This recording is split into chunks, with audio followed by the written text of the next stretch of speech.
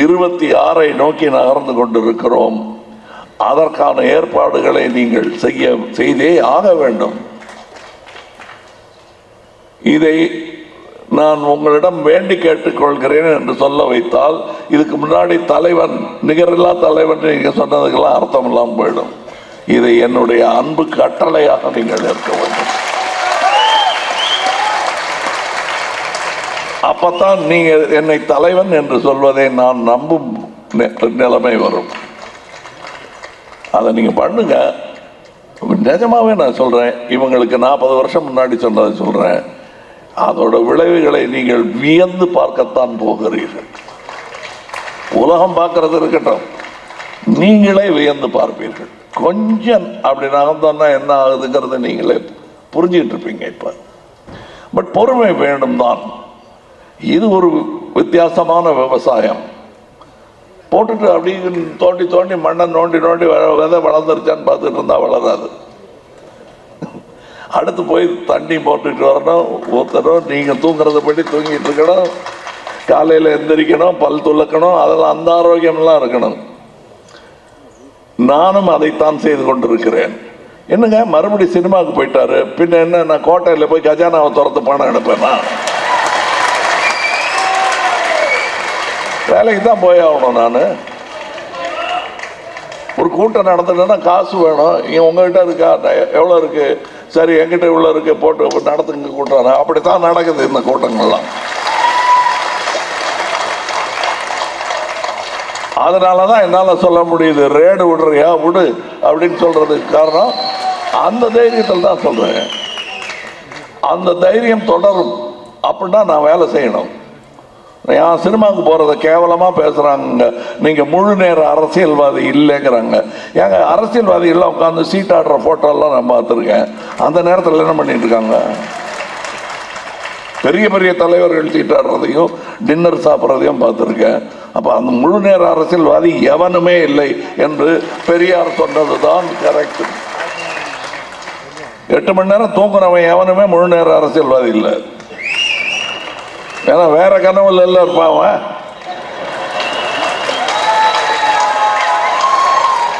ஆக இந்த முழு நேர அரசியல்வாதி இல்லைங்கிற விமர்சனமே எங்களுக்கு பொருந்தாது. இருக்கிற நேரத்தில் ஒழுங்கா வேலை செஞ்சா போதுமானது. அது நடந்திருந்ததுன்னா நம்ம கவர்மெண்ட் ஆபீஸ் எல்லாம் எப்படி இருக்கும்? இருக்கிற அந்த 9 to 5 செய்ய வேண்டிய வேலை செஞ்சா நாடே முன்னேறிடுவேன். செய்யறது இல்லை. நாம செய்யற வேலை கரெக்டா செய்யுங்கன்னு தான் நான் சொல்றேன். முழு நேர அரசியல்வாதியாகி குடும்பத்தெல்லாம் தெருவில் விட்டுட்டு என் கூட வாங்கன்னு நான் சொல்ல. தெருவில் வாங்க, ஆனா குடும்பம் நல்லா இருக்கணும். நான் அதைத்தான் பண்ணிட்டு இருக்கேன். நான் எந்த தியாகமும் பண்ணல. நான் காந்தியாரின் தோழன், தொண்டன், மாணவன், விமர்சகனும் கூட. அந்த அளவுக்கு நாம நம்மை வருத்தி கொள்ள வேண்டிய அவசியம் கிடையாது.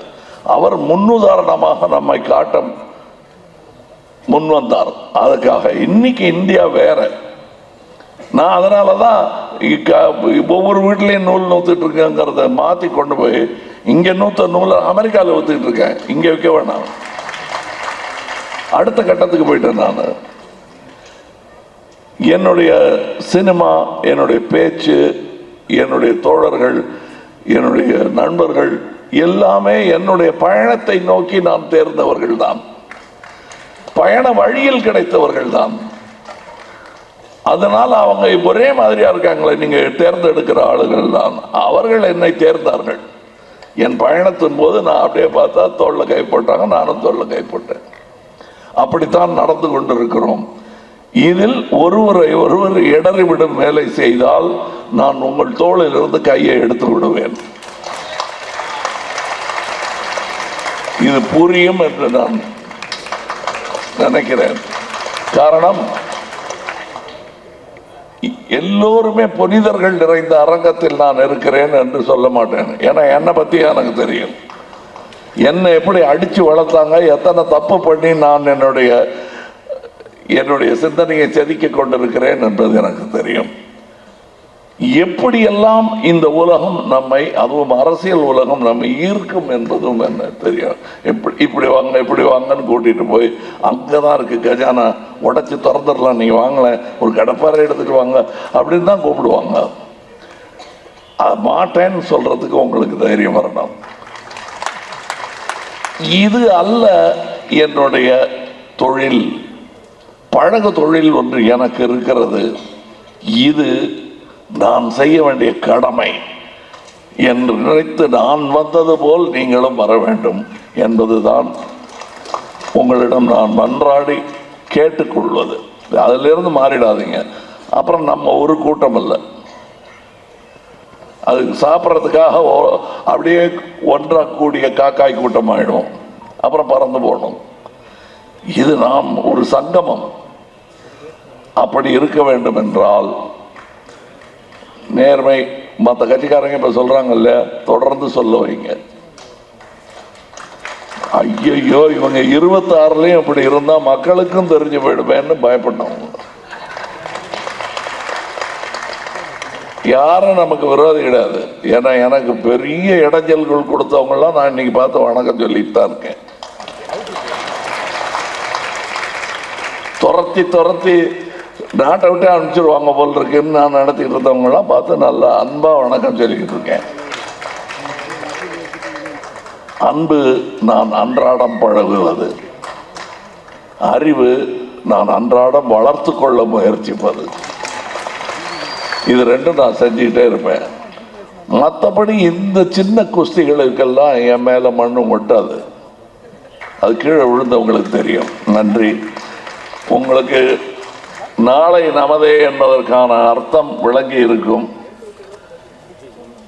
அதில் பூடகமான கருத்து இப்ப எனக்கு என்னன்னு கேட்க ஆரம்பிக்காதீங்கிறது தான். நாளை நமதாகும்.